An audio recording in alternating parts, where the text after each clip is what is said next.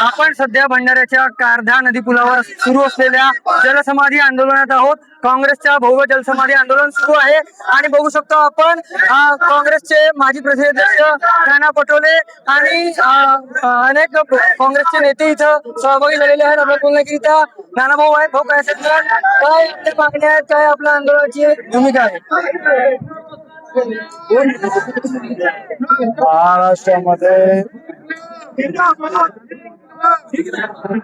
महाराष्ट्रामध्ये आपण पाहतोय की रोज 10 शेतकरी आत्महत्या करताना पाहतोय। केंद्रातल्या मोदी सरकारचं, भाजपच्या सरकारचं आणि राज्यातल्या फडणवीस सरकारच्या चुकीच्या धोरणामुळे या शेतकऱ्यांना आत्महत्या करावं लागते। भंडारा गोंदिया जिल्ह्यामध्ये धान मोठ्या प्रमाणात पिकतंय आणि या धानाच्या शेतीमध्ये आपण पाहिलं असेल की गेल्या पावसाळ्यातला धान अजून सरकारने घेतला नाही, त्याचे पैसे दिलेले नाही। आता उन्हाळीचा धान निघाला, तो सुद्धा घ्यायला तयार सरकार नाही आणि मका जो आहे तो सुद्धा आता घ्यायला तयार नाही। अशा परिस्थितीमध्ये कमी भावात व्यापाराच्या दावणीमध्ये बांधण्याचं काम शेतकऱ्याला येतं केलेलं आहे आणि म्हणून अशा या सगळ्या परिस्थितीमध्ये मोठ्या प्रमाणात महाराष्ट्रामध्ये सगळ्या शेतकऱ्यांचा त्रास आहे, शेतकऱ्यांना त्रास आहे आणि त्याच्यामुळे शेतकरी आत्महत्या करतायत।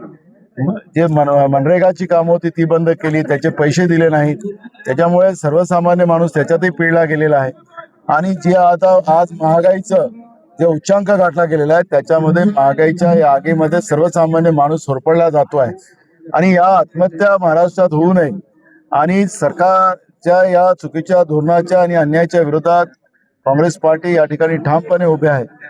मी सगळ्या महाराष्ट्राच्या जनतेला आवाहन करेल की आत्महत्या कोणी करू नका, पण ज्या सरकारच्या भारतीय जनता पार्टीच्या चुकीच्या धोरणामुळे या पद्धतीची परिस्थिती आज महाराष्ट्रात आणि देशात निर्माण झाली, त्या सरकारला आता आत्महत्या करणं लावणं आपली जबाबदारी पडते आणि म्हणून आम्ही हा जो हे आंदोलन आहे, आज आम्ही जलसमाधीचं एक प्रतिकारात्मक आंदोलन आम्ही करतोय आणि या आंदोलनाच्या माध्यमातून आम्ही संदेश देऊ इच्छितो आहे या सरकारने अजूनही वेळ गेलेली नाही, या सगळ्या अत्याचारी व्यवस्थेला त्यांनी थांबवलं पाहिजे आणि जनतेला न्याय प्रक्रियेत आणलं पाहिजे, ही भूमिका आमची आहे।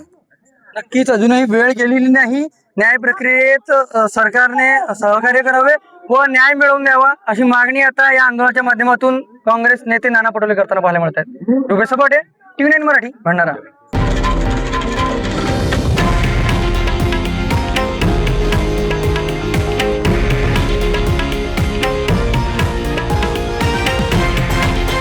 हे आहे देशातील नंबर 1 न्यूज नेटवर्क आणि आपण पाहत आहात TV9 मराठी, एकमेव।